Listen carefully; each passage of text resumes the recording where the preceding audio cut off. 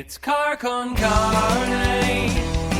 Let's eat in the car. It's Car Con Carne.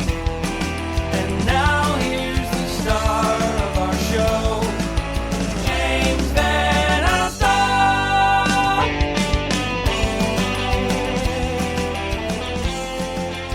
And we are back. It's Car Con Carne. I'm James Van Alstyne. Thank you for joining me, being part of the show tonight. Now, I'm recording this on a Wednesday night. Happy Hump Day. Earlier tonight, I recorded another episode worth your time and attention. I talked to Eric Clements, who had this fascinating story of discovering a band from a bygone era of Chicago, a band called Lorna Donnelly and the Veil. He found their cassettes at a thrift store for like 40 cents, brought them home. They blew his mind. He went through the process of tracking down one of the surviving members of the band. Long story short, which you can hear in full detail, he ended up pressing those songs onto vinyl, streaming them, basically giving this band a second life decades later. Really cool story. That was earlier tonight. And coming up, lots of big plans on Car Con Carne this weekend. Sal Ebenanti, a longtime graphic novelist and creator, will be joining me back in the car. We're going to Johnny's Beef. We're going to roll up our sleeves. We're going to get those beef and sausage combos. We're going to have them loaded up with Jardinera. Can't wait for that.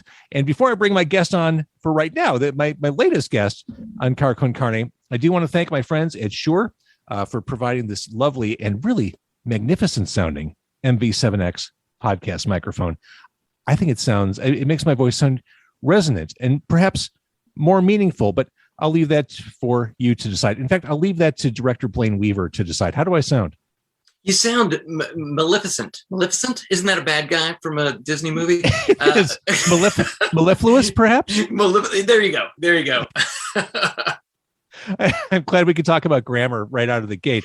Blayne Weaver is a returning guest. Cupid for Christmas is the new movie that debuts on Hulu, Hulu, this Saturday.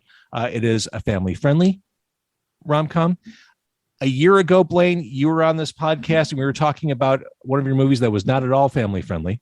No, no, that would be Getaway. And it was a classic slasher flick, which is fun in its own right.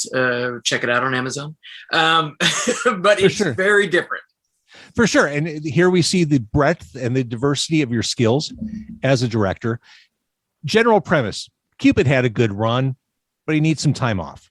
And Ruby Cherub is angling for the gig. Where did the story come from? How did it land on your desk? That's a very good question. Well, the writer is a woman named Patricia Harrington, and she and I both work for Capital Arts Entertainment in Los Angeles. And well, we do several projects that way. And we were trying to think of something, high concept and different and fun. And this story just kind of came to me, and I was like, this sounds like a lot of fun. And then we tore into it, and I think the first question is who do you get to play the actual Cupid? And I think Richard Kind, iconic, comedic, dramatic, amazing actor was the perfect find. And once that was happening, I was like, oh, this is it. This is going to be a lot of fun. Richard Kind, if he's not a household name, everyone knows who he is. He's one of those faces where you're like, that guy, I love him. What was it? But yeah, I love him on Curb. I love him on Mad About You. I mean, he's just iconic and the perfect cantankerous Cupid. Just the guy just needs some time off. He does. He enjoys working, and I'm very thankful for that. And I like the spin on this because as far as holiday movies go, we've seen plenty of stories where Santa needs a break. But if Santa needs a break, surely the other icons across all the holidays need some time off too. They're working just as hard, just in their own way. Exactly. And I love it. There's this whole thing where, Cupid is ready to retire, and he's a little, he's tired of our acidic view of romance and love these days. It doesn't fit with his, classic understanding of romance and whatnot. And he's just done with the whole thing. And so he's got Ruby, played by the incredibly talented Melanie Stone, who's supposed to take over the bow and arrow. But he's a little unsure about whether she's ready for it. So she gets one final test to find love for the most romantically hopeless person on earth, who happens to be a charming professor at a university played by Ryan Carnes. Let's talk about Melanie Stone, because I think this is fantastic casting. She's got this wonderfully wholesome girl next door charm to her. Just she does. That innocence. I mean, that's exactly what you needed for that role. Yeah. And, like I agree completely. We so lucked out with her. And like, one of the things that I really wanted to do with this movie, it's my second Christmas movie. I made a movie about 3 years ago called Santa Girl with Jennifer Stone, no relation, and Devin Werkheiser and Barry Bostwick. And it was a great, fun, enjoyable movie. But I wanted this one to feel a little bit more rom-com, a little bit more, big budget 1990s, Tom Hanks and Meg Ryan, funny, clever, biting wit. And with the two actors that I got, Melanie is just so funny and smart and quick, and so like you get to get these really talented people together and just watch them play. And because the goal is, of course, you want to make a family friendly, Christmas film that checks all the boxes. But also, I want to make a movie that I enjoy. That's a fun, smart rom-com, so that I can like it, my mom can like it, my nieces and nephews can like it, and it hits all of the enjoyment factors. But honestly, Blayne, isn't the goal of doing a Christmas movie to make it one that becomes a part of people's routines every year? It's like an annual thing. Like, isn't it the ultimate goal of a holiday movie is have it just be part of their absolutely their holiday? Absolutely. And I feel like, a lot of them just, not to talk badly about the genre in which I'm playing here, the sandbox that I'm in, but some of them just seem like they're so paint by numbers, and they're so, just spewing them out, as quick as humanly possible. And that's not really how I look at it. I want exactly what you say. I want a movie that, we can watch every year at Christmas, and that hopefully other people embrace that way. I know that Santa Girl has people that really love to watch it every year and get a kick out of it. And that's what makes me happy. Like the revisiting. I know it's also a business plan by, the higher ups, but that's not really, doesn't really work out for me. It's just about whether you like the movie and whether it's something that you might tell a friend about. And one thing that's acknowledged in this movie is the fact that modern day dating it sucks. I mean, dating apps are mentioned right out of the gate. Like, all the rules are different, and like this movie, Cupid for Christmas, doesn't go down the road of traditional courtship. It acknowledges that it's a very different universe out there than you might see in a Hallmark movie from 1995. Right. Exactly. And I think that that's part of, keeping it topical. And, this is a movie that's filled with magic. It's filled with, silly Cupid humor, but also like it has to acknowledge what is here. You know what I mean? Like, this doesn't happen in its own little snow globe. This is, in a real world. And it's only funny to me if I can watch it and be like, okay, that's a clever observation. That's, a good joke there. And it feels like the romance and the love has to feel real, has to have weight to it. And I feel like we really did that with this movie. And a movie like this is incomplete without the smart alecky, sassy foil, which in this movie is Philomena.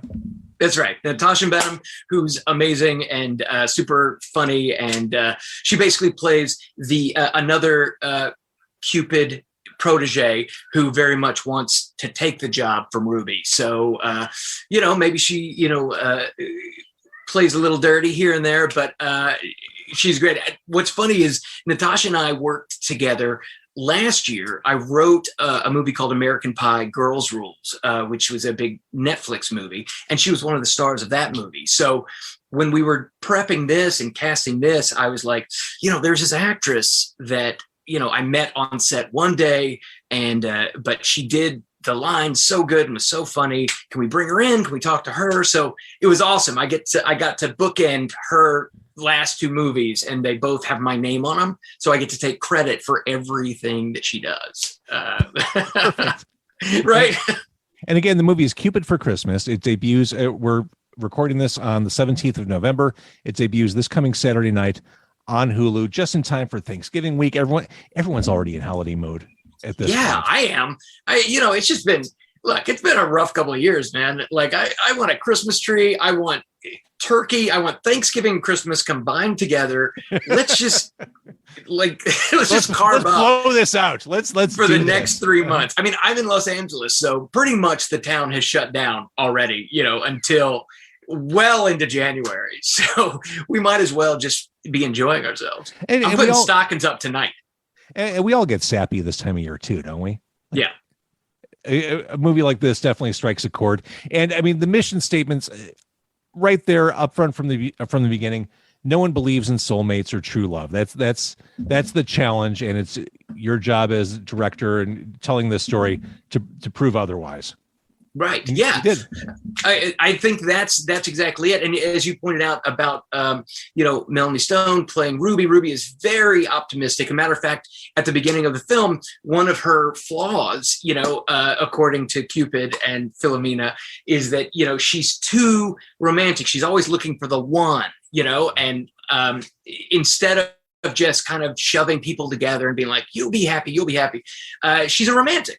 So it's great to have a romantic, and then the role that Ryan Carnes plays has been hurt, emotionally with love. It's never worked out for him. He's a cynic. So having the optimistic romantic and the cynic, have this chemistry and be able to talk about these things is one of the most fun things for the movie to me.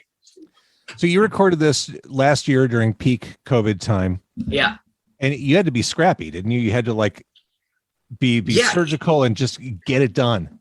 It was a crazy experience. We were the first film, I believe, in Virginia. We shot this on location at Shenandoah University. Ryan plays a college professor. Mm-hmm. And so it was mostly on the university campus. And we were one of the first ones to get approval in Virginia, and one of the first, several dozen in the country to deal with the SAG rules and the guidelines. And we were on the phone with these conference calls, and I was just so overwhelmed by the requirements. And I'm like, I just don't know if this is going to work. But thankfully, Capital Arts stepped up and, gave us the tools that we needed. And like we're talking about, testing 3 times a week. We're talking about putting people in isolation before they shoot, before they get back on a plane. It's the only movie in my experience that I've directed where I didn't get to really spend any time with the talent. We were kind of in separate worlds for most of it. I play a small role in the movie, and that was like the first time that the actors had seen me without my mask on, but it was great. And we took it all very seriously, as I think you have to. And, thankfully everyone remained healthy, and we got through it. And like a week after we wrapped, I'm like, everybody's good. What a relief it was. That's it. Yeah, exactly. But man, everybody was so excited just to work, no matter what the restrictions were.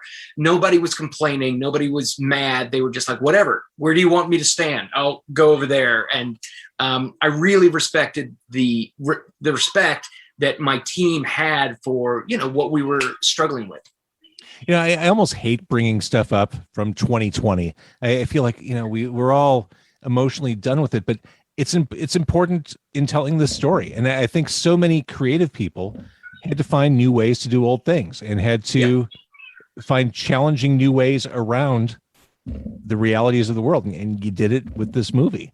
So the question is, as we head into Saturday and the release into the wild, what does that feel like? I have no concept of what it feels like to have something like this, a film ready to unleash and debut. Do you get anxious? Are you one of those guys who Sunday morning, are you going to be looking at numbers? Like, what does that feel like?